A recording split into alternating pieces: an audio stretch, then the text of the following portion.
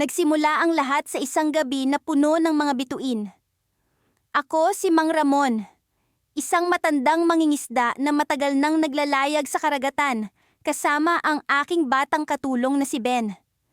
Sa mga taon ng aming paglalayag, nasanay na ako sa dagat at sa lahat ng kanyang lihim. Ngunit walang makapaghahanda sa amin sa nakita namin noong gabing iyon. Ben, handa na ba ang mga lambat? Tanong ko habang tinitingnan ang kalmado ngunit madilim na dagat. Tumango siya at ngumiti. Tila hindi alintana ang malamig na hangin na humahampas sa aming mga mukha. Habang naglalayag kami palayo sa pampang, napansin ko ang kakaibang katahimikan ng paligid.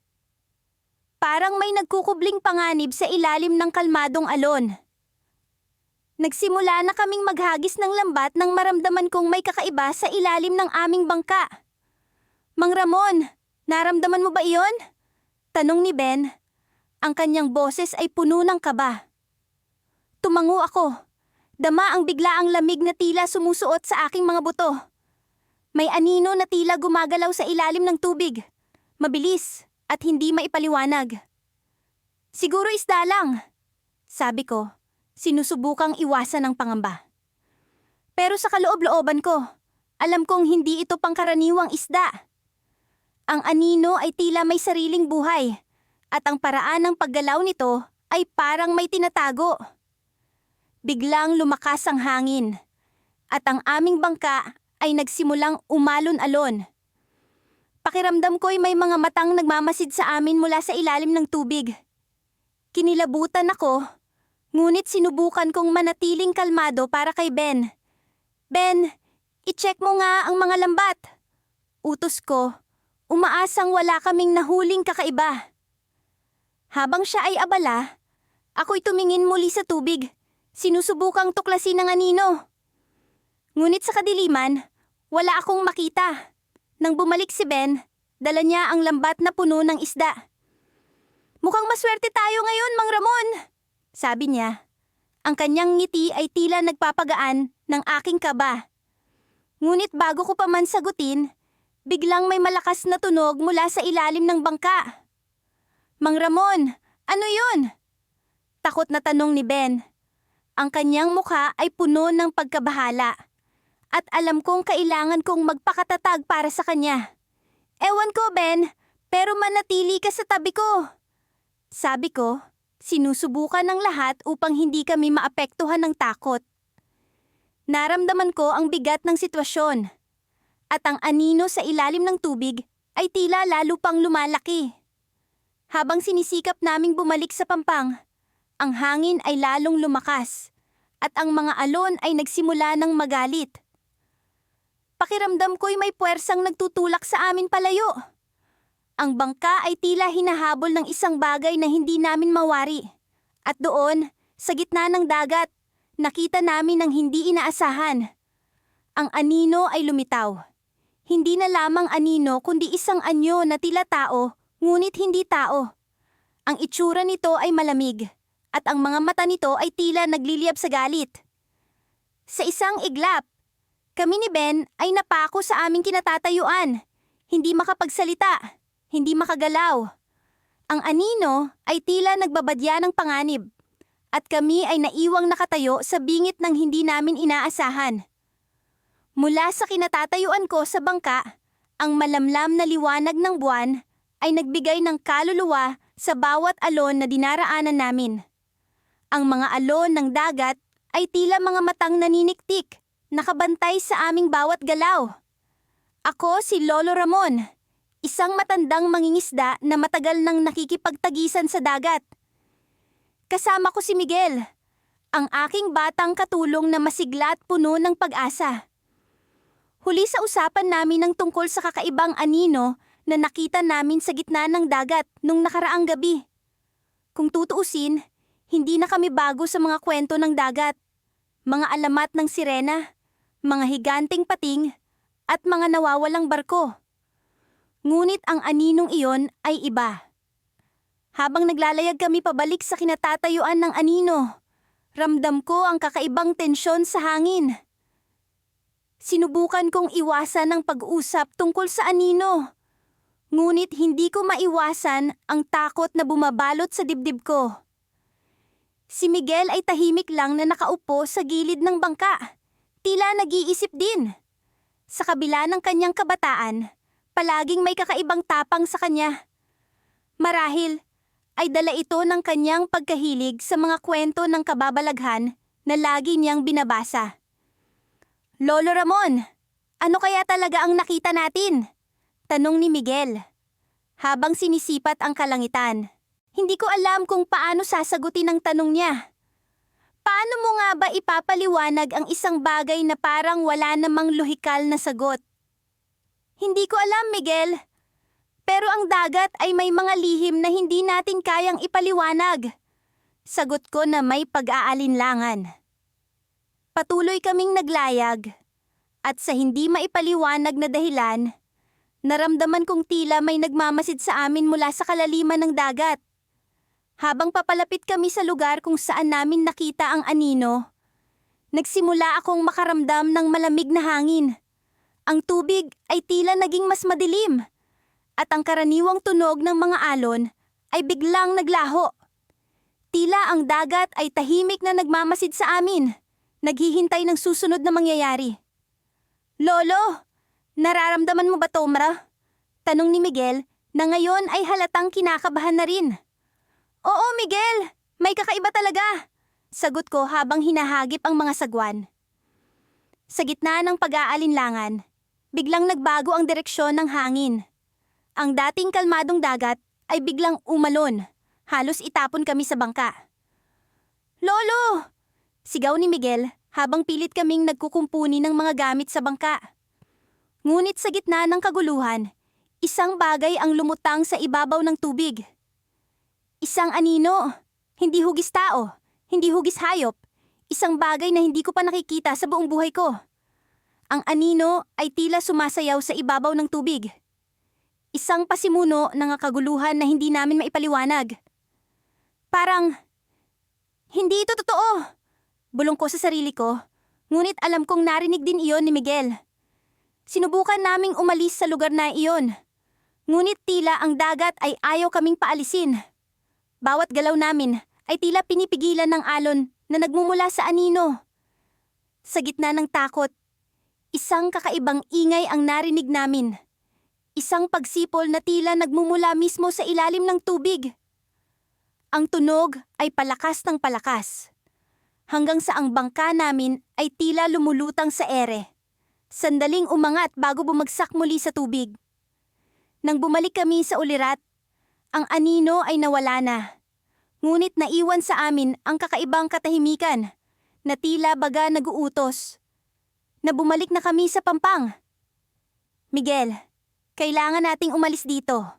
Hindi ko alam kung ano ang nangyari, pero hindi ito ligtas para sa atin. Utos ko, habang pilit kong pinapakalma ang sarili. Si Miguel ay tahimik lang, ngunit halatang hindi mapakali. Habang papalayo kami, hindi ko maiwasang isipin kung ano nga ba ang nakita namin. Isang halusinasyon ba? Isang babala ng dagat? Ngunit isang bagay ang sigurado. Hindi pa ito tapos. Habang palapit kami sa Pampang, naramdaman na naman kong tila may kung anong sumusunod sa amin. Isang malamig na hangin. Isang hindi maipaliwanag na presensya. Pagkarating namin sa Pampang, nakita namin ang ilang mangingisda na tila nag-aalala. Lolo Ramon, Miguel, may nakita ba kayo? Tanong ng isa sa kanila. Bago pa man ako makasagot, isang malakas na tunog ang narinig namin mula sa dagat. Isang sigaw na nagmula sa hindi maipaliwanag na pinanggalingan.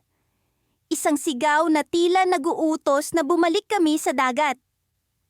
Ngunit sa kabila ng takot, alam kong kailangan naming malaman ang katotohanan. Miguel, hindi pa ito tapos, sabi ko sa batang katulong ko. Habang ang dagat ay tila nag-aanyaya sa amin pabalik. Sa kabila ng takot, alam kong kailangan naming bumalik. Ngunit kaya ba naming harapin ang anino ng dagat? Ang tanong na iyon ay nanatili sa isipan ko habang ang dagat ay tahimik na nag-aanyaya sa amin sa kanyang mga lihim na kailaliman. Sa kabila ng malamlam na sikat ng buwan na tumatago sa maninipis na ulap, ang dagat ay nagmistulang salamin na nagbabalik ng mga alaala ng nakaraan. Mga alaala na laging nagtatago sa likod ng mga alon. Hindi matanaw ngunit laging nararamdaman. Sa gabing ito, kami ni Thomas, ang batang katulong ko, ay muling naglayag patungo sa hindi pamilyar na bahagi ng dagat. Sa kabila ng aming takot, ang pag-usisa ay tila isang sirena na umaakit sa amin sa kanyang mapanlinlang na himig. Nang sumapit kami sa gitna ng dagat, kung saan una naming nasaksihan ng anino, ang hangin ay biglang tumigil. Ang katahimikan ay halos nakabibingi. Naramdaman ko ang mga mata ni Tomas na nakatuon sa akin, puno ng tanong at pangamba. Hindi ko siya masisisi. Sa bawat hampas ng alon, pilit kong binabalikan ng mga hakbang na nagdala sa amin sa sitwasyong ito.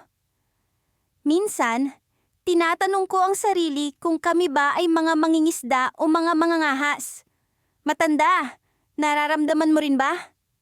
Tanong ni Thomas. Ang kanyang boses ay nag-aalangan ngunit puno ng determinasyon. Tumango ako. Hindi na kailangan pang ipaliwanag ang malamig na hangin na biglang dumampi sa aming mga balat. Kahit sa kabila ng matinding init ng araw kanina. Muli kong itinuro ang lugar kung saan namin unang nakita ang anino. Nagmistulang bangkay ang dagat. Walang buhay, walang galaw. Ngunit sa ilalim ng kalmadong ibabaw nito, alam ko na mayroong lihim na nagkukubli.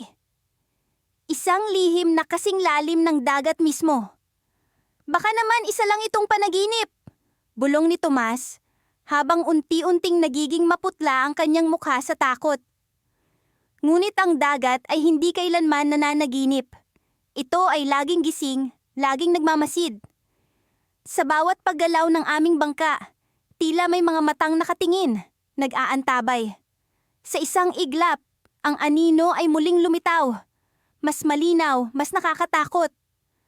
Para itong isang halimaw na umuusbong mula sa kailaliman. Isang nilalang na hindi namin lubos na maintindihan. Tomas! Hawakan mo ang lambat, utos ko. Kahit ang aking boses ay nanginginig sa kaba. Kailangan nating malaman kung ano ito. Habang inihahanda ni Tomas ang lambat, hindi ko maiwasang muling balikan ang mga kwento ng matatanda. Sinasabi nila na may mga nilalang sa ilalim ng dagat na hindi dapat ginagambala. Mga espiritu ng mga namatay na mangingisda, mga bantay ng karagatan na laging nagbabantay sa kanilang teritoryo. Ang anino ay tila isang paalala ng mga kwentong iyon. Isang babala sa aming kawalang ingat. Nang ibinaba na namin ang lambat, ang dagat ay muling gumalaw ng marahas. Para bang nagagalit sa aming panghihimasok. Ang bangka ay umuga, at kami ni Thomas ay napakapit ng mahigpit sa gilid nito. Pumipikit si Thomas. Nagdarasal sa mga santo na sana kami ay maligtas. Ako naman ay muling tumingin sa dagat. Hinahanap ang anino na tila naglalaro sa aming harapan. Sa loob ng ilang minuto, ang lambat ay tila walang laman. Ngunit nang hatakin namin ito, naramdaman namin ng bigat na hindi namin inaasahan. Ang lambat ay puno ng mga isda. Mga isdang hindi pangkaraniwan. Ang kanilang mga mata ay puting-puti, tila walang buhay. Ngunit may kakaibang liwanag na tumatagos mula sa kanilang mga katawan. Maging si Thomas ay napahinto. Hindi makapaniwala sa aming nakikita. Matanda! Ano ang gagawin natin sa mga ito? Tanong ni Thomas.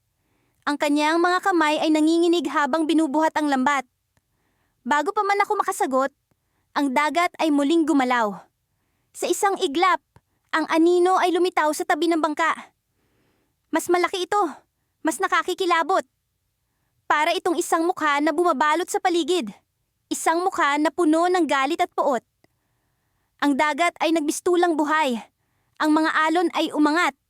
pilit na tinutulak ang bangka palayo. Thomas! Kailangan nating umalis! Sigaw ko, habang pilit na kinokontrol ang bangka. Ngunit sa kabila ng aming pagtakbo, ang anino ay tila sumusunod. Hindi kami tinatantanan. Sa aming pagtakbo, isang misteryosong liwanag ang biglang lumitaw sa likod ng anino. Ito ay nagmistulang apoy sa tubig. Isang liwanag na pumapaloob sa anino, sumasalamin sa dagat. At sa kabila ng aming takot, ang liwanag ay tila nagbigay ng saglit na kaginhawaan. Ngunit hindi namin alam kung ito ay isang paanyaya o isang babala. Sa pagdating ng liwanag, biglang huminto ang anino para bang natatakot sa kung anuman ang dala nito. Ang dagat ay muling naging kalmado. Ang hangin ay bumalik, ngunit ang liwanag ay nananatili. Kami ni Tomas ay napatingin sa isa't isa, puno ng tanong sa aming mga mata. Matanda, ano sa tingin mo ang liwanag na iyon? Tanong ni Tomas. Ang kanyang boses ay puno ng pag-aalinlangan. Bago pa man ako makasagot, ang liwanag ay biglang lumapit sa amin, isang mabilis na paggalaw na nagbigay ng takot at pagkamangha. Sa kabila ng aming kaba, ang liwanag ay tila may dala ng kapayapaan. Ngunit hindi namin alam kung ito ay isang kaibigan o isang kaaway. Habang kami ay nakatigil, ang liwanag ay dahan-dahang bumalot sa bangka, para bang inaakay kami pabalik sa pampang. Sa kabila ng aming pagkalito, kami ay napasunod. Umaasa na ang liwanag ay magbibigay ng kasagutan sa misteryo ng dagat. Ngunit sa likod ng liwanag, isang anino ang muling lumitaw. Mas malaki, mas matindi. At sa bawat anggulo, ang anino ay tila nagbabanta, nag-aantay sa aming susunod na hakbang. At sa gabing iyon, sa gitna ng dagat, kami ay naiwan sa isang katanungan. Ano nga ba ang misteryo ng anino at liwanag? Isang tanong na hindi namin inaasahang masasagot ng ganoon kadali. Ang dagat ay tila paminsang kalmado.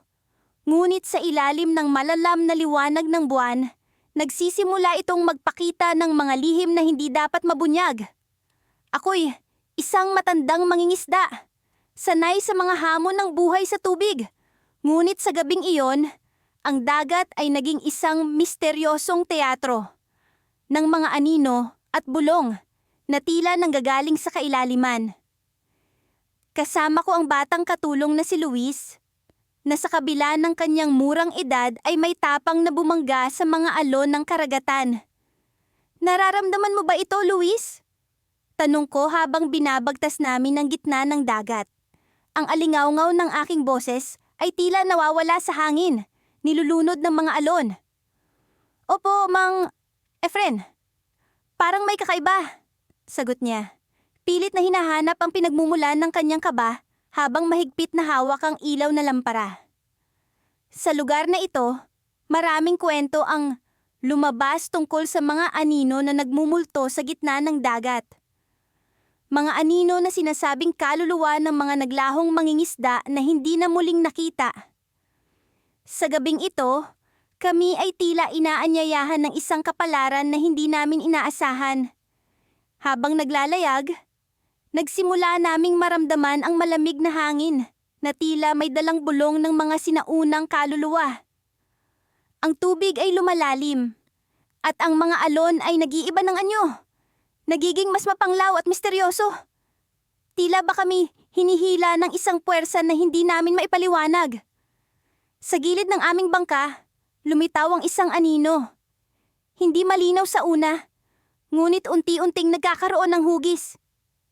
Ito'y mataas, halos kasing taas ng alon, at tila may sariling buhay na nag-aalab sa kadiliman. Mang Efren! Sigaw ni Luis. Ang kanyang tinig ay puno ng takot. Ang kanyang mga matay nakapako sa anino. Hindi makapaniwala sa kanyang nakikita. Hindi ko masisisi si Luis. Kahit ako'y nabalot ng takot, ngunit ang aking karanasan bilang mangingisda ay nagtulak sa akin na pag-aralan kung ano ang aming kinakaharap. Sa bawat hakbang ng anino, Ang tubig ay lumilikha ng mga alon na bumabalot sa aming bangka. Ang hangin ay tila nagiging mas malamig. At ang dagat ay nagsimulang umalulong. Isang musika ng mga nawawalang kaluluwa. Nagdesisyon akong harapin ang anino. Sino ka? Tanong ko, umaasa sa sagot na maaaring magbigay linaw sa aming sitwasyon. Ngunit sa halip, ang anino ay tila nagmamasid lamang, nag-aabang sa anumang hakbang na aming gagawin. Mang Efren, baka kailangan nating bumalik. Suhestyon ni Luis. Ang kanyang tinig ay puno ng pag-aalala. Ngunit sa kabila ng takot na nararamdaman ko, may bahagi ng aking puso na nagsasabing dapat naming tuklasin ang misteryo ng aninong ito. Sa aming paglalayag, papalapit sa anino, naramdaman ko ang tubig ay nagiging mas makapal, tila nagiging dagta ng mga alaala ng nakaraan. Ang lampara ni Luis ay biglang namatay, at kami, nabalot ng kadiliman. Ngunit sa gitna ng dilim, lumitaw ang isang liwanag mula sa anino.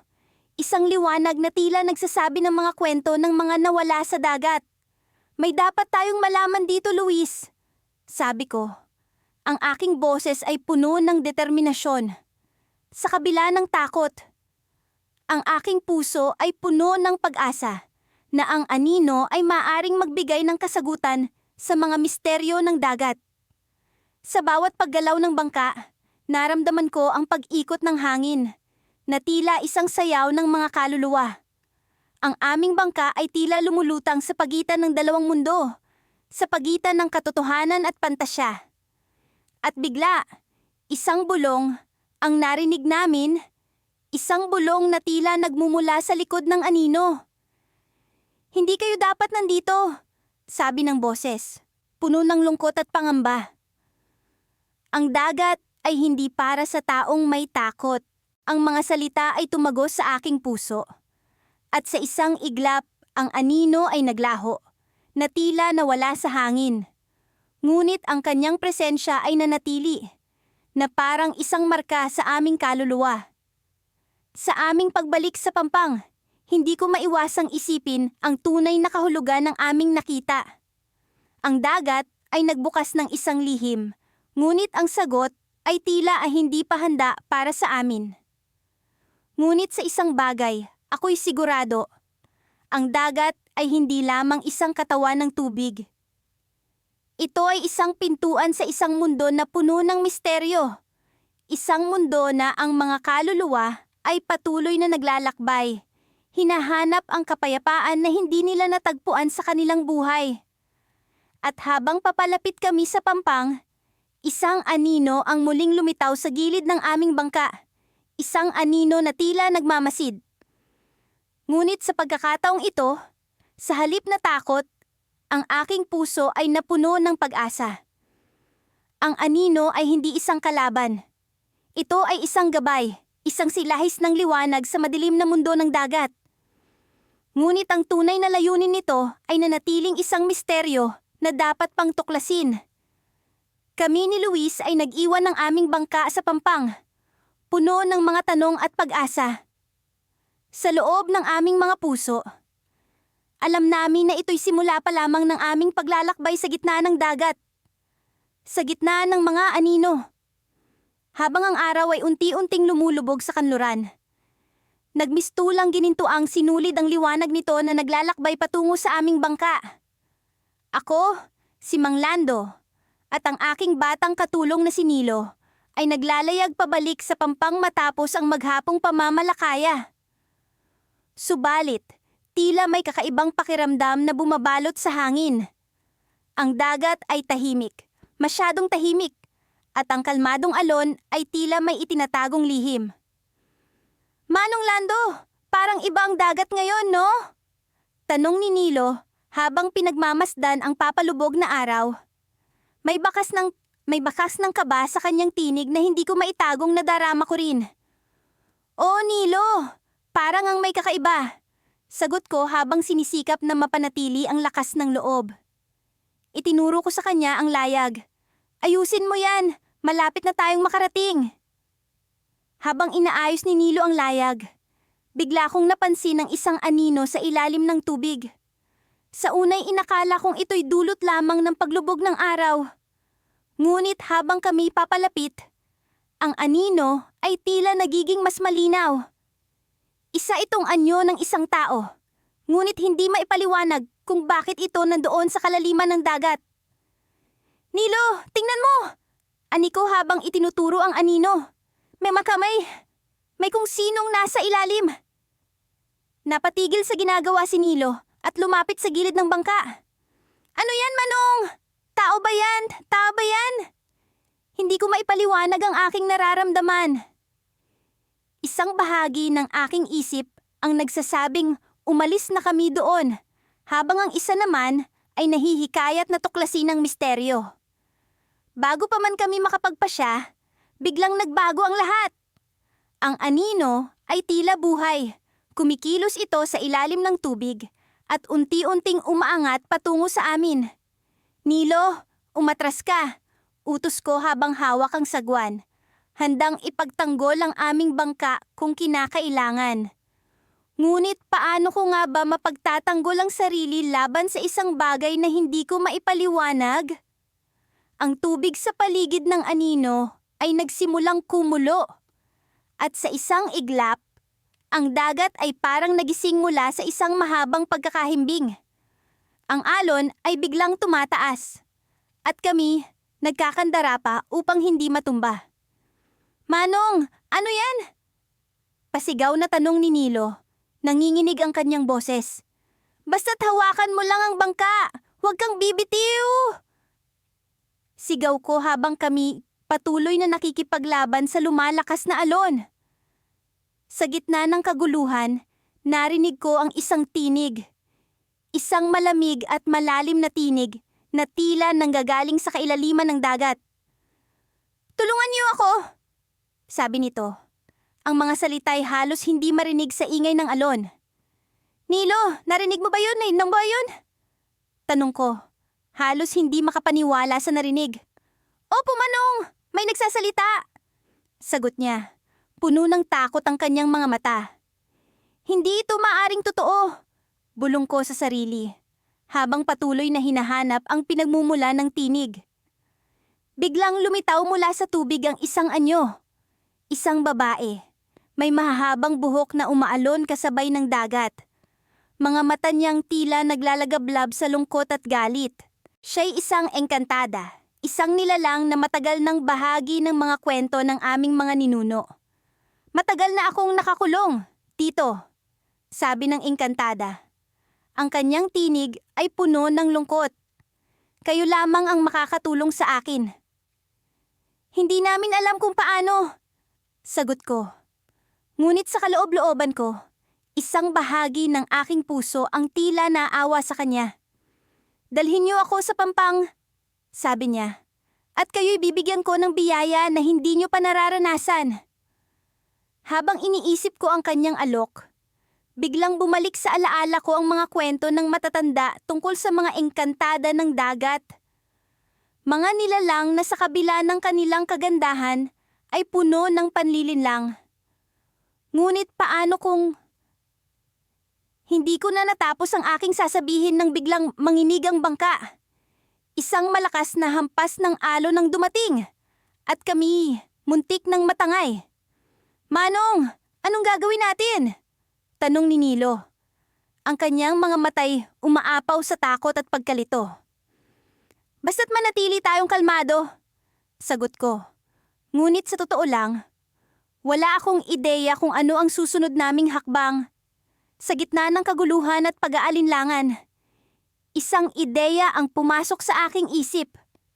Isang plano na maaring magligtas sa amin o magdala ng mas malaking kapahamakan. Ngunit sa puntong ito, wala na kaming ibang mapagpipilian. Nilo, tulungan mo akong hilahin siya papunta sa bangka. Utos ko, puno ng determinasyon sa kabila ng takot. Habang kami naglilingkisan sa alon, biglang nagbago ang ihip ng hangin. Ang dagat ay muling naging kalmado at ang engkantada'y nakatingin sa amin. Tila ba may hinahanap sa aming mga mata? Salamat, sabi niya. At sa isang iglap, kami natagpuan sa isang lugar na hindi namin inaasahan. Isang pampang na hindi pamilyar, puno ng mga anino at mga lihim na naghihintay ng kanilang oras upang muling mabuhay. At doon ko napagtanto, ang aming pakikipagsapalaran ay hindi pa tapos. Sa halip, ito'y nagsisimula pa lamang. Sa kabila ng malamlam na liwanag ng buwan, patuloy ang paglalayag namin sa gitna ng dagat.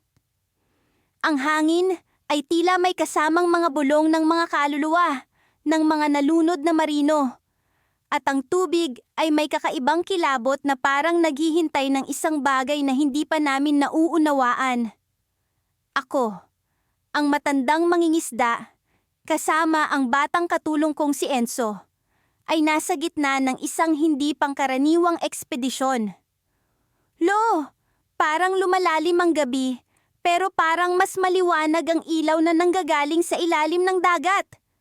Sambit ni Enzo habang nakatingin sa tubig na tila kumikinang sa dilim. Totoo nga, Enzo. Parang may buhay ang dagat na to. Pero huwag kang magpapadala sa takot. Marami nang nawawala sa dagat na to dahil sa pag-uusisa na iyan. Sabi ko sa kanya. Pinipilit kong panatilihin ang katinoan niya sa kabila ng aming nakikita. Napansin namin ng isang anino na tila sumasayaw sa ilalim ng tubig. Akala mo'y isang isda, pero pagtingin mo ng mabuti, para itong hugis tao. Ang puso ko ay bumilis ang tibok.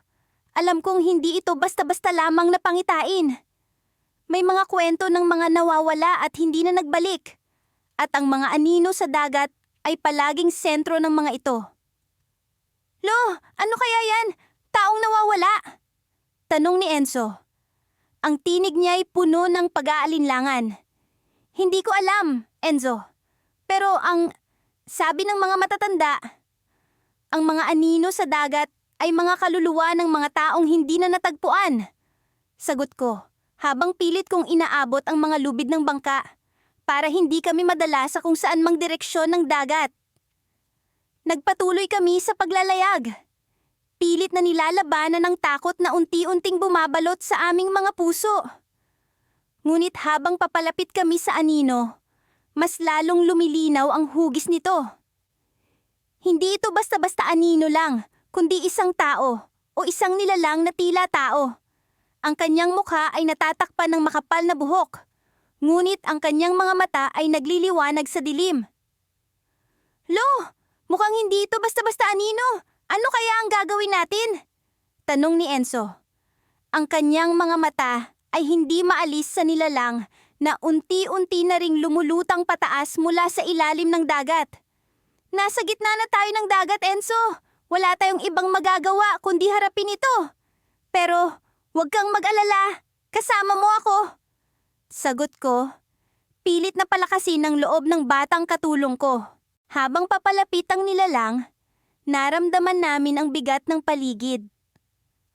Ang lamig ng hangin ay tila dumadampi sa aming mga buto. At ang tubig ay nagiging parang kamatayan na bumabalot sa aming bangka. Pinilit kong hindi magpadala sa takot habang kinukuha ko ang isang lambat para ihanda sa kung anumang mangyayari. Ngunit nang umabot na ang nilalang sa gilid ng bangka, hindi kami makapaniwala sa aming nakikita. Ang nilalang ay may mga mata na kumikislap ng pula. At ang kanyang mga kamay ay tila may mga kaliskis na kumikinang sa ilalim ng buwan. Sa kabila ng takot, naramdaman ko ang isang kakaibang koneksyon sa pagitan namin. Ang kanyang mga mata ay tila nagsasalita ng isang kwento. Isang kwento ng pagkawala, ng paghahanap, ng pagnanasa na makabalik. Lo, parang humihingi siya ng tulong, bulong ni Enzo. Ang kanyang tinig ay puno ng pag-aalala. Baka nga, Enzo, pero ang mga ganito, di natin alam ang tunay na pakay. Sagot ko. Pilit na inaalam kung ano ang susunod naming gagawin. Sa isang iglap, ang nilalang ay nagsalita. Ang kanyang tinig ay tila nagmumula sa kaibuturan ng dagat, puno ng kalungkutan at pagnanasa. Tulungan niyo ako, makabalik sa lupa. Ang kanyang boses ay tila alon na dumadaloy sa hangin. Parang bumagsak ang buong mundo sa mga salitang iyon. Alam namin na hindi ito basta-basta pangkaraniwang nilalang. Isa itong kaluluwa na nangangailangan ng tulong. Isang bahagi ng dagat na matagal nang nawala. Ngunit bago pa man kami makapagdesisyon, bigla kaming nyugyog ng isang malakas na alon. Ang bangka ay tila natutulak patungo sa gitna ng dagat. At sa isang kisap mata, ang nilalang ay nawala. Naiwan kaming nag-iisa sa gitna ng karagatan. Lo, anong nangyari? Nawala siya! Sigaw ni Enzo. Ang kanyang tinig ay puno ng takot. Baka may dahilan kung bakit siya nawala, Enzo.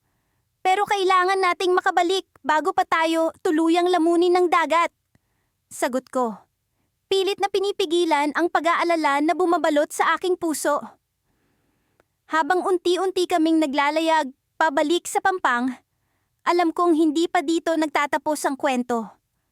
Ang anino sa dagat ay hindi basta-basta lamang, at ang kanyang pagkawala ay may mas malalim na kahulugan. Sa aming pagbalik, alam kong kami may daladalang misteryo na kailangan pang tuklasin. Isang kwento ng dagat na hindi pa natatapos. Sa kabila ng takot, alam kong ang paglalakbay namin ay simula pa lamang ng isang mas malalim na kwento. At habang papalapit kami sa Pampang, ang dagat ay tila may bulong, may kwento na hindi pa lubos na nauunawaan. Sa gitna ng dagat, kung saan ang alon ay tila walang kapagurid, sa kanilang pag-alon, naroon kami ng batang katulong ko, si Kaloy. Dati-rati kami nagtutungo sa dagat para sa kabuhayan, ngunit nitong mga nakaraang araw, may kakaibang puwersa ang humahatak sa amin upang bumalik. Isang anino ang aming nasaksihan. Isang aninong tila may buhay at nagsasalita sa amin sa pamamagitan ng hangin at dagat. Noong una, inisip ko na baka bunga lamang ito ng pagod o ng pag-iisip. Ngunit habang lumilipas ang mga araw, unti-unting lumilinaw sa akin na may mas malalim na kahulugan ng anino. Sa bawat paglayag namin, palapit ng palapit ang anino, hanggang sa tila kami na ang hinahabol nito. Hindi maikakaila ang pag-aalala sa mga mata ni Kaloy, ngunit sa kabila nito, may isang uri ng kuryosidad na hindi ko maipaliwanag na pumipilit sa amin na bumalik sa dagat. Ngunit sa araw na ito, kakaiba ang pakiramdam ko. Ang hangin ay malamig at may daladalang ibinubulong na mga lihim. Nang sumapit ang hating gabi, dumilim ang langit at tila may mga mata ang mga bituin na nakamasid sa amin. Nagmungkahi si Kaloy na bumalik kami sa Pampang, ngunit hindi ko maaring talikuran ang dagat. Hindi ngayong nararamdaman kong malapit na ang anino. Habang palapit kami sa lokasyon kung saan namin unang nakita ang anino, biglang lumamig ang hangin at ang dagat ay tila naging salamin, maaliwalas at mapayapa. Ngunit sa kabila ng katahimikang ito, may bumabalot na kaba sa aking dibdib. Hanggang sa wakas, nakita namin muli ang anino na ngayoy lumulutang sa ibabaw ng tubig. Isa itong hugis na hindi ko maipaliwanag. Isang anyo na tila tao, ngunit hindi rin. Matandang Tachyo, bulong ni Kaloy. Ano po ba ang dapat nating gawin? Hindi ko alam ang sagot, ngunit alam kong may dapat kaming tuklasin. Kaloy, lumapit tayo, sabi ko, bagamat ako'y may pagdududa sa aking sariling desisyon. Habang unti-unti kaming lumalapit, biglang nagbago ang anyo ng anino. Mula sa kanyang pagkakahugis sa tubig, ito'y tila lumipad pataas at naging isang anyo ng isang matandang mangingisda, hindi malayo sa aking itsura. Ang kanyang mga mata ay tila bumabaon sa akin at isang malamig na ngiti ang gumuhit sa kanyang labi. Matagal na kitang hinihintay, Tasyo, sabi ng anyo. Sa boses na pamilyar ngunit malamig na tulad ng yelo. Napaatras si Kaloy. Ngunit ako'y naakit na ng anino. Sino ka? Tanong ko. Ang boses ko'y nanginginig sa kaba. Hindi mo ba ako kilala? Sagot ng anino. Ako ang bahagi ng iyong nakaraan, ang hiwagang iniwan mo sa pampang. Sa sandaling iyon, bumalik sa akin ang mga alaala ng aking kabataan, ng mga araw na ako'y naglalayag kasama ang aking ama. Minsan, sa isang paglalakbay, may narinig kaming kwento mula sa isang matandang marino, tungkol sa isang aninong naglalakbay sa dagat, humahanap ng kaluluwang maari niyang samahan sa kanyang paglalakbay. Akala ko noon ay katang-isip lamang ito, ngunit ngayon ay narito ito, at ako ang kanyang pinili. Ikaw ay bahagi ng kwento ng dagat, Tasyo, patuloy ng anino. Isang kwento na hindi mo matatakasan. Hindi ko maintindihan ang kanyang sinasabi, ngunit ang kanyang mga salita ay puno ng katotohanan na hindi ko kayang ipagkaila. Sa likod ng aking isipan, naalala ko ang mga gabi sa dagat, ang mga paglalayag na tila walang hanggan. Ako'y bahagi ng dagat, at ang dagat ay bahagi ng akin. Naramdaman kong humigpit ang paghawak ni Kaloy sa aking braso, ngunit hindi siya nagsalita. Alam kong siya'y takot, ngunit hindi niya ako iniwan. Ano ang gusto mong mangyari? Tanong ko sa anino. Ang aking boses ay puno ng tapang na hindi ko alam na mayroon ako. Sumama ka sa akin, Tachyo. Ang dagat ay may lihim na dapat mong malaman. Ngunit may kapalit ito, isang kapalit na hindi mo pa handang tanggapin. Sa sandaling iyon, ang anino ay nagsimulang maglaho. Unti-unti. Hanggang sa wala nang natira kundi ang malamig na hangin. Ngunit alam kong hindi ito ang katapusan.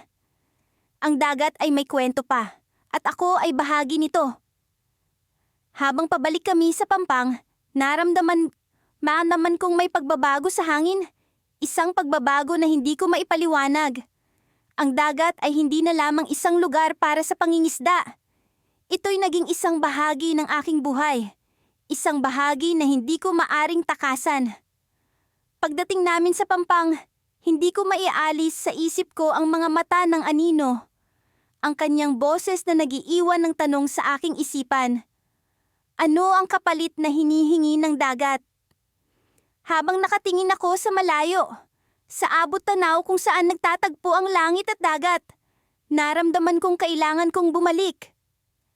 Ngunit sa susunod na paglalayag, alam kong hindi na kami mga mangingisda lamang. Kami na ay mga bahagi ng kwento ng dagat, at ang dagat ay bahagi ng aming kwento.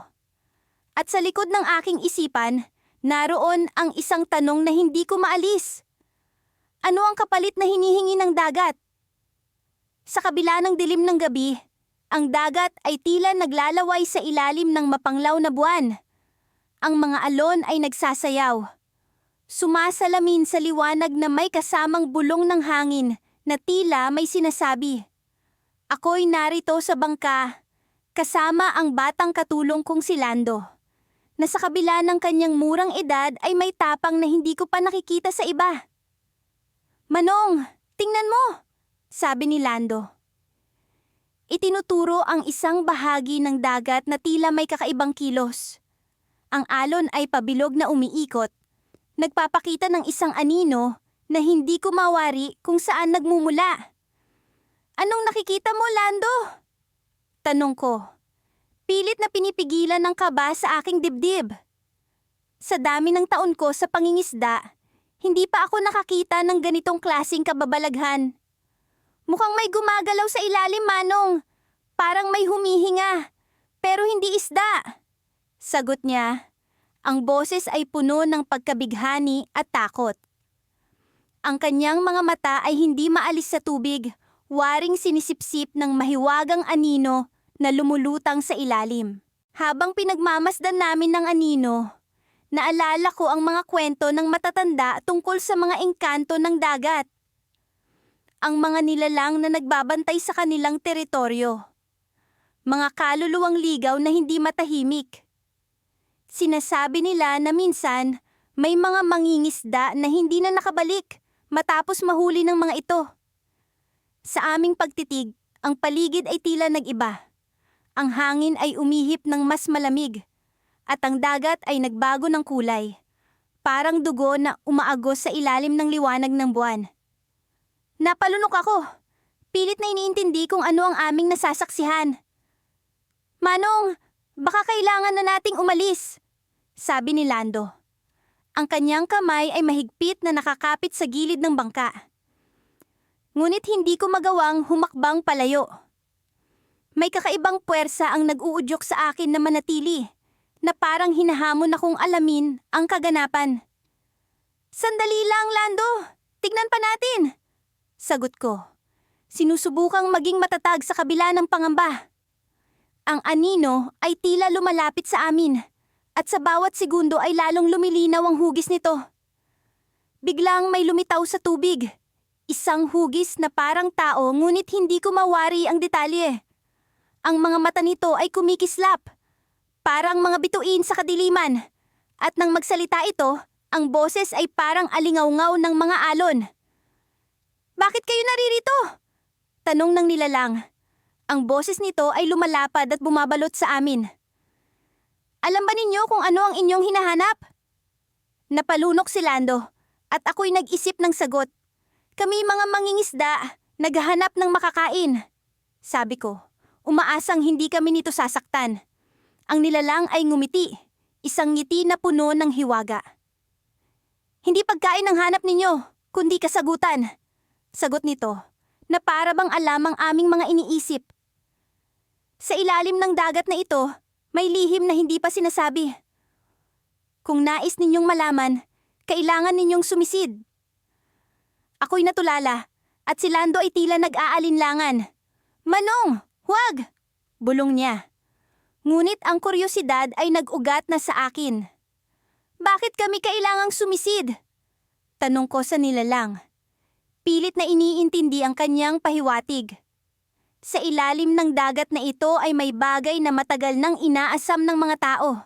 Isang kayamanang hindi materyal, kundi kaalaman. Sagot ng nilalang. Ngunit tandaan, hindi lahat ng kaalaman ay dapat malaman. Nagdadala ito ng peligro, at minsan ang kapalit ay buhay. Ako'y nag-isip, ngunit bago pa man ako makapagpasya, biglang nagliwanag ang paligid. Ang anino ay naglaho, at ang dagat ay bumalik sa dati nitong anyo. Payapa, ngunit puno ng lihim. Habang kami ay pauwi, ang mga salita ng nilalang ay bumabalot sa aking isip. Ano ang ibig sabihin ng kanyang sinabi? Ano ang nasa ilalim ng tubig na dapat naming malaman, ngunit takot na maunawaan? Pagdating namin sa dalampasigan, si Lando ay tahimik na bumaba ng bangka. Ngunit ako'y nanatiling nakaupo. Nag-iisip kung ano ang susunod na hakbang. Alam kong ang karanasang ito ay hindi basta-basta. At ang dagat ay may lihim na hindi pa natutuklasan. Sa kabila ng takot at pag-aalinlangan, alam kong hindi ko maiiwan ng misteryo. Ang anino ay nagtanim ng kuryosidad sa aking puso. At kahit na ang panganib ay naroon, ang pagsisid ay tila hindi maiiwasan. Habang naglalakad kami pauwi, naririnig ko ang dagat na bumubulong. Isang tawag, isang hamon. At sa kabila ng lahat, alam kong babalik kami. Ngunit ang tanong ay ano ang aming matutuklasan sa ilalim ng dagat na ito? Napapalibutan kami ng kadiliman sa gitna ng dagat. Tanging ang liwanag ng bilog na buwan ang nagbibigay ng bahagyang liwanag sa aming bangka. Ang aming mga katawan ay pagod na pagod mula sa maghapong pangingisda. Ngunit ang mga isipan namin ni Taban ay gising na gising, puno ng kaba at takot. Hindi na bago sa amin ang dagat, ngunit ang gabi ito ay tila ba may kakaibang dala. Taban, kita mo ba yun? Timba ba yun? Tanong ko habang itinuturo ang isang bahagi ng dagat na tila kumikislap. Tumango siya. Kitang-kita ko ang pag-aalala sa kanyang mga mata. Opo, Lolo. Parang may kung anong anino sa ilalim ng tubig. Ang anino ay dahan-dahang lumulutang, unti-unting lumilinaw sa ilalim ng maaliwalas na tubig. Hindi ito alon o anuman na nagmumula sa ibabaw. Parang may isang bagay na nagkukubli sa kailaliman. Isang bagay na hindi namin maipaliwanag. Habang pinagmamasdan namin, Bigla itong umangat at sa isang iglap, nakita namin ang isang malaking anyo. Isang nilalang na hindi makatao. Ang kanyang balat ay parang kaliskis ng isda. Ngunit ang mga mata niya ay puno ng dunong at kalungkutan. Nagtama ang aming mga mata at sa isang sandali, tila ba naintindihan ko ang kanyang mensahe. Tulungan mo ako. Anong gagawin natin, Lolo? Tanong ni Taban, nanginginig sa takot at lamig. Hindi ko alam ang isasagot. Sa dami ng taon kong naglalayag sa dagat. Ngayon ko lang naranasan ng ganitong klasing takot. Ang mga alamat at kwento ng matatanda tungkol sa mga engkanto sa dagat ay tila nagkakatotoo sa aming harapan. Manatili ka lang sa tabi ko, Taban, utos ko. Huwag kang gagawa ng ingay. Ang nilalang ay tila nagmula sa mga kwento ng mga matatanda. Ang mga kwento ng mga engkanto na nagbibigay ng babala sa mga mangingisda na huwag maging sakim at labis na magtiwala sa karagatan. Ngunit sa kabila ng takot, naramdaman ko ang isang uri ng koneksyon. Isang hinihinging tulong na hindi ko maintindihan. Habang patuloy naming pinagmamasdan ng nilalang, napansin kong may mga sugat ito sa katawan. Mga hiwa at marka na tila gawa ng tao. Bigla akong naalala ang sinabi ni Mang Isko, ang matandang mangingisda sa aming baryo, tungkol sa mga mangangalakal mula sa ibang bayan na pumupuslit ng mga kakaibang hayop mula sa dagat para ibenta at pagkakitaan. Taban, sa tingin ko, kailangan niya ng tulong, sabi ko sa kanya. Pilit na hindi ipinapakita ang aking pagkabahala.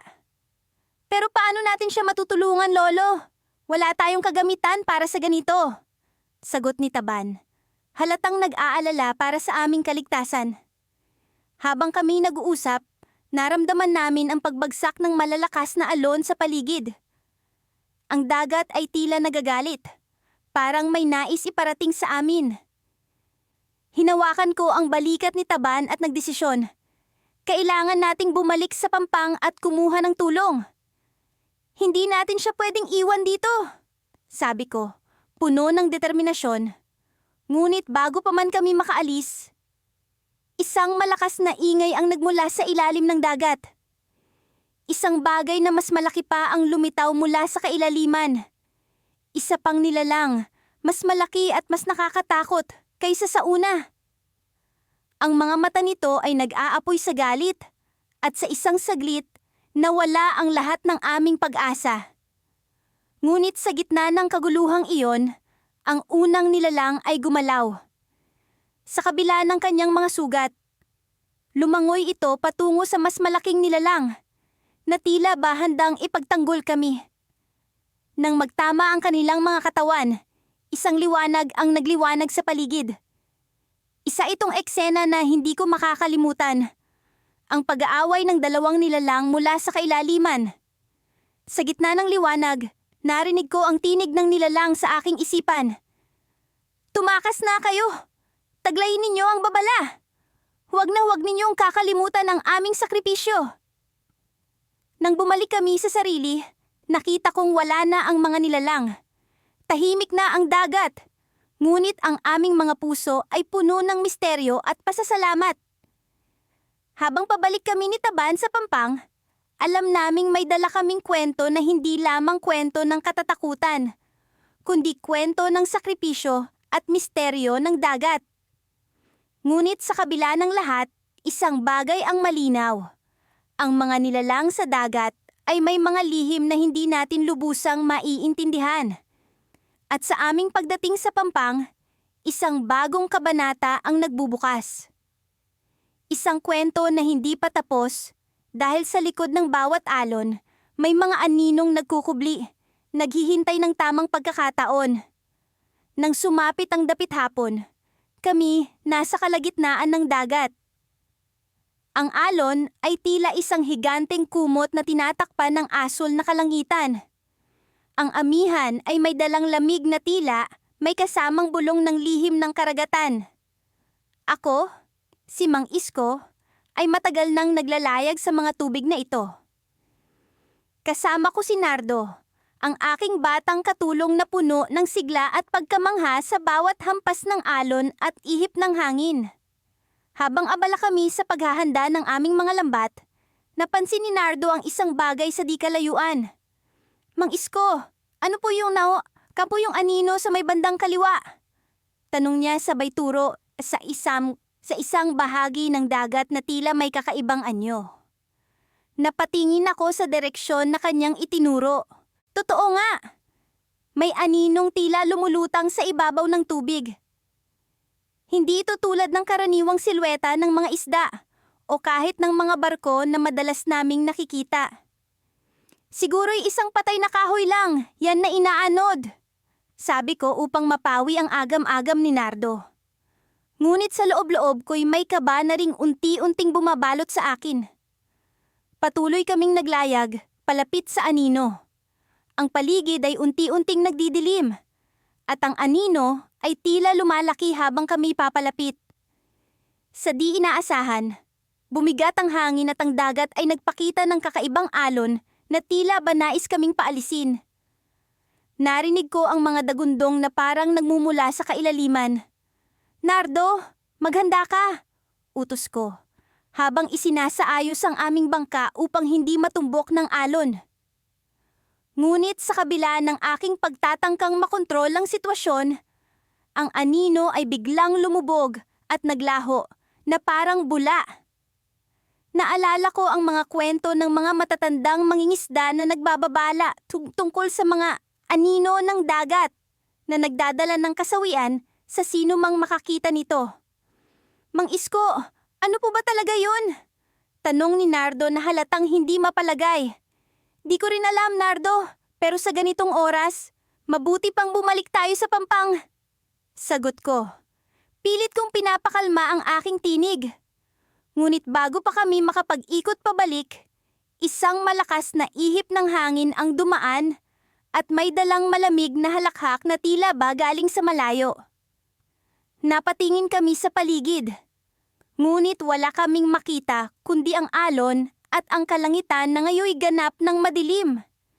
Biglang may lumitaw na liwanag mula sa ilalim ng dagat. Isang malaasol na kislap na tumama sa aming bangka. Ang liwanag ay nagpatuloy sa pagsayaw, umaaligid sa paligid na tila may sariling buhay. Si Nardo ay napahawak sa aking bisig, ang kanyang mga matay puno ng takot at pagtatanong. "Mang Isko, ano po ito?" tanong niya. Ngunit bago pa ako makasagot, isang malakas na dagundong ang bumalot sa amin, at kami nyanig ng alon na nagpatumba sa aming bangka. Naramdaman ko ang malamig na tubig na bumalot sa akin, at sa ilalim ng karagatan, nakita ko ang anino.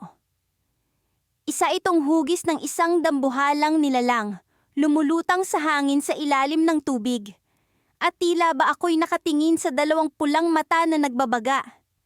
Naramdaman ko ang paghatak sa akin pataas, at nang ako'y muling nakalanghap ng hangin, nakita ko si Nardo na nakahawak sa gilid ng bangka. "Mang Isko!" sigaw niya, habang kami pilit na umahon pabalik sa bangka. Sa aming pagkakaupo sa loob, hingal na hingal kami at nanginginig ang aking mga kamay. Ngunit bago ko pa man maproseso ang nangyari, sa gilid ng aking paningin, nakita ko ang anino muli. Ngunit hindi ito sa tubig, kundi sa mismong kalangitan. Isang silweta ng nilalang na naglalakbay sa hangin, dahan-dahang lumalayo. Tila ba isang paalala na ang dagat ay hindi lamang tahanan ng mga isda kundi pati na rin ng mga nilalang na mas matanda pa sa aming mga alamat. Bago tuluyang lumubog ang araw, napansin ko ang isang bagay na nakadikit sa aming bangka. Isa itong lumang mapa, basang-basa, at may mga simbolo na hindi ko pa nakikita ang kailanman. "Nardo, tingnan mo ito!" Sabay abot sa kanya ng mapa. "Mang Isko, ito po ba'y bahagi ng anino?" tanong niya. Tinutukoy ang kakaibang pagkakatagpo ng mapa. "Hindi ko alam, Nardo. Ngunit isang bagay ang sigurado. Hindi pa ito ang katapusan ng ating kwento." Habang kami pabalik sa Pampang, Alam kong hindi pa rito nagtatapos ang aming pakikipagsapalaran. Ang mapa ay tila isang paanyaya. Paanyaya sa isang mas malalim na lihim na nagkukubli sa ilalim ng dagat. At sa pagdating ng araw, alam kong kami magbabalik upang tuklasin ang hiwagang ito. Malamlam ang liwanag ng buwan nang kami ni muling pumalaot. Ang dagat ay tila isang misteryosong salamin, nagbabantay sa mga lihim na hindi namin maabot. Kasama ko si Isko, ang batang katulong kong tila, hinihimok ng isang hindi maipaliwanag na puwersa upang sumama sa akin sa gitna ng dagat sa kabila ng mga panganib. Ang aming bangkay dahan-dahang lumulutang sa ibabaw ng tubig. Ang tunog ng mga alon ay tila mga bulong na nagmumula sa kalaliman. Bakit ba tayo nagpunta rito, Tatang? Tanong ni Isko, habang ang mga matay nagmamasid sa paligid, puno ng kaba at pag-asam. Hindi ko rin alam, Isko. Parang may humihila sa akin. Isang bagay na kailangang malaman, sagot ko. Habang pinagmamasdan ang mga bituin na tila mga mata ng mga nilalang na nagmamasid mula sa kalangitan. Sa aming paglalakbay, naalala ko ang kwento ng mga matatanda tungkol sa anino sa gitna ng dagat. Isang anino na sinasabing nagdadala ng kasawian at kababalaghan sa sino mang maglalakas loob na tumunton sa kanyang teritoryo. Ngunit parang may ibang kwento ang dagat. Isang kwento na hindi pa naisusulat ng sinuman. Habang naglalayag kami, napansin namin ang isang kakaibang paggalaw sa tubig. Isang anino na tila sumasabay sa amin. Ang mga alon ay nagiging malikot. Ang kanilang paggalaw ay parang mga kamay na nag-aanyaya sa aming bumaba. Tatang! Ang anino! Parang sumusunod sa atin! Sabi ni Isko. Ang boses niya ay nanginginig sa takot. Hindi ko magawang sagutin si Isko. Ang anino'y hindi pangkaraniwan. Ito'y may porma, may buhay. Ang hugis nito'y parang isang higanteng isda na may mahahabang palikpik. Ngunit sa aming paglapit, unti-unti itong nagbabago.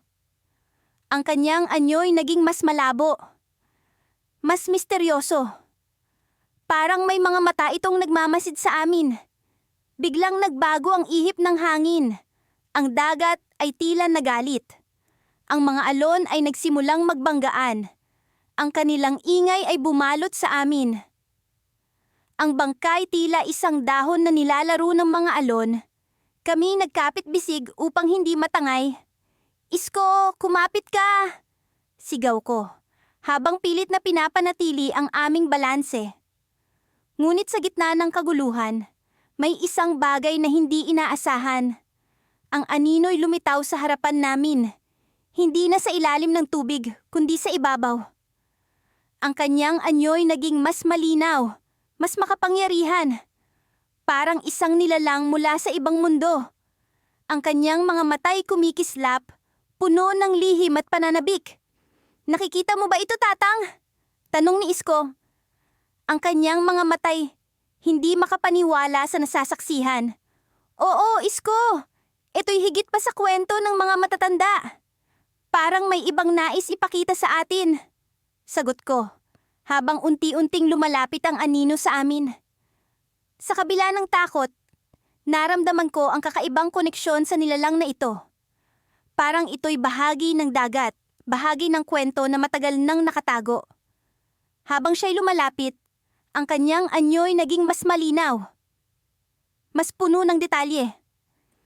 Ang kanyang katawan ay parang yari sa tubig, ngunit ang kanyang mga matay lumiliwanag sa kadiliman.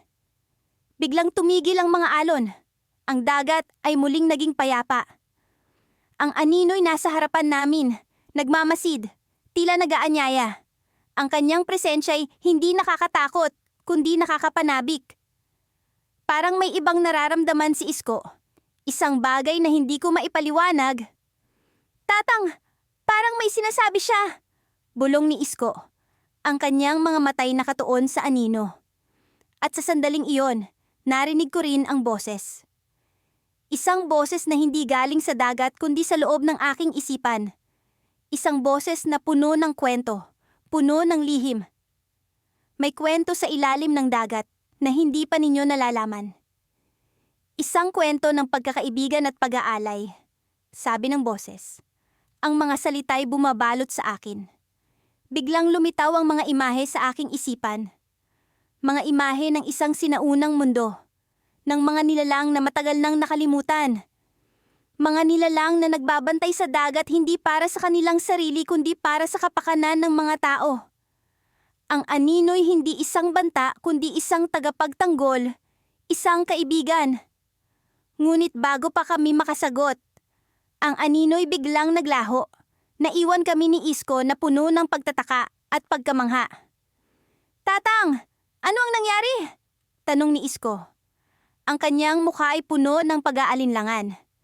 "Hindi ko rin alam, Isko, pero parang may ibang nais iparating sa atin ng dagat." Sagot ko, habang ang aming bangkay muling gumagalaw, tila may bagong direksyon. Sa kabila ng aming karanasan, naramdaman man ko ang kakaibang pag-asa. Parang may bagong simula na naghihintay sa amin, isang kwento na kailangan pang tuklasin. Ngunit sa likod ng lahat ng ito, naroon pa rin ang tanong. Ano nga ba ang tunay na layunin ng anino? Habang kami pauwi, ang dagat ay muling naging tahimik. Ngunit sa aking isipan, ang kwento'y patuloy na nabubuo. Isang kwento na puno ng misteryo, puno ng pag-asa, at puno ng bagong simula. Ngunit ang tanong ay nananatili. Ano ang susunod na kabanata ng kwento namin ni Isko sa gitna ng dagat? Mula nang masumpungan namin ng mahiwagang anino sa gitna ng dagat, tila ba nagbago ang takbo ng aming mga araw? Ang bawat hampas ng alon at ihip ng hangin ay may dalang pangamba. Ngunit sa kabila nito, hindi namin maiwan ang dagat. Ang pangakit nito ay parang isang makapangyarihang anting-anting na hindi ko maipaliwanag. Si Lando, ang batang katulong ko, ay nananatiling matatag sa kabila ng takot na bumabalot sa amin. Sa edad niyang 16, marami-rami na rin siyang naranasan sa dagat. Ngunit alam kong ang karanasang ito ay hindi niya malilimutan. Minsan, sa kalagitnaan ng gabi, nahuhuli ko siyang nakatanaw sa malayo. Tila ba may inaabangan. "Anong tinitingnan mo, Lando?" tanong ko, habang dahan-dahang inaabot ang lampara upang magbigay liwanag sa madilim na kubyerta. "Baka bumalik ang anino, Mang Isko," sagot niya na may halong kaba sa boses. Hindi ko po maiwasang mag-isip. Baka may ibig sabihin ang paglitaw nito. Napabuntong hininga ako. Sa tagal ng aking pagiging mangingisda, ngayon lang ako nakaranas ng ganitong klaseng takot. Hindi ito dahil sa mga bagyo o sa mga alon, kundi sa kung anumang nilalang ang nakatago sa aninong iyon. Isang gabi, habang kami naglalayag sa ilalim ng malamlam na buwan, bigla naming naramdaman ang kakaibang lamig na tila ba umuukilkil sa aming mga buto. Ang tubig dagat na dati kalmado ay biglang naging magulo. At ang mga isda sa paligid ay tila nagkakagulo. "Nararamdaman mo ba ito, Lando?" tanong ko. Pilit na pinapakalma ang sarili. "Opo, Mang Isko. Para pong may kung anong bumabalot sa atin," sagot niya habang mahigpit na nakahawak sa gilid ng bangka. Biglang sumulpot ang anino, mas malaki at mas maliwanag kaysa dati. Para itong isang alon na unti-unting bumabalot sa paligid namin. Sa gitna ng aming pagkagulat, napansin ko ang tila hugis na anyo nito. Isang bagay na hindi ko maipaliwanag.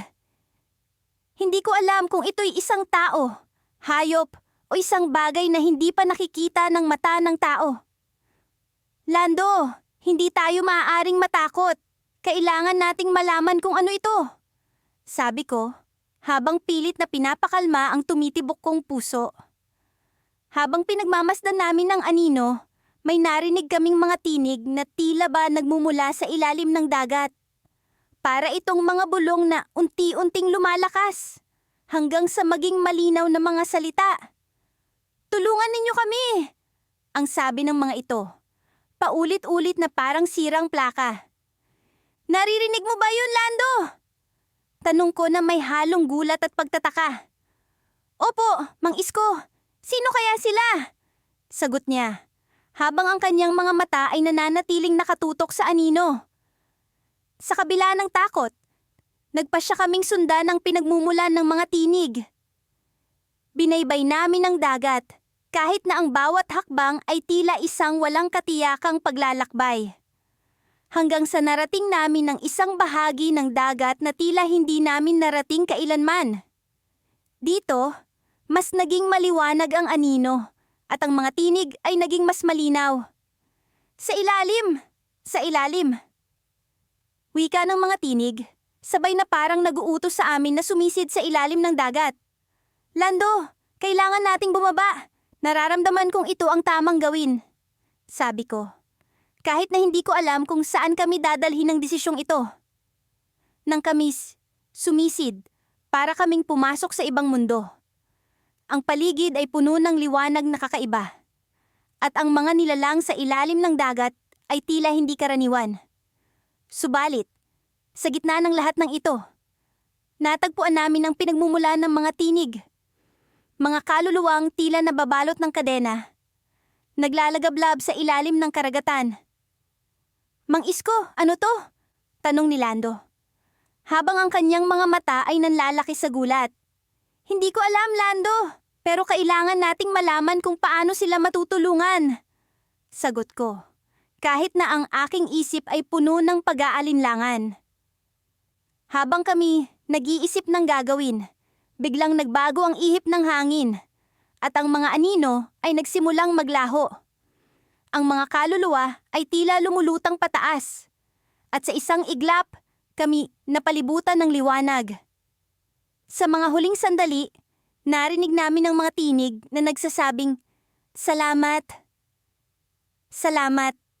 Nang kami umahon sa ibabaw ng tubig, ang buong paligid ay tila bumalik sa dati. Walang bakas ng anino o mga kaluluwang aming nakita. Tila ba isang panaginip lang ang lahat? Ngunit alam namin ni Lando na hindi iyon basta panaginip. Isang misteryo ng dagat na hanggang ngayon ay wala pa ring kasagutan. Napatingin kami sa isa't isa, alam naming pareho na ang karanasang iyon ay hindi pa natatapos. Ano ang susunod? Hindi namin alam, ngunit sa isang bagay kami sigurado. Ang dagat ay puno ng lihim na higit pa sa kayang abutin ng aming isipan. At sa aming pagbabalik, may kutob kami na hindi pa ito ang huli naming pagkikita sa aninong iyon.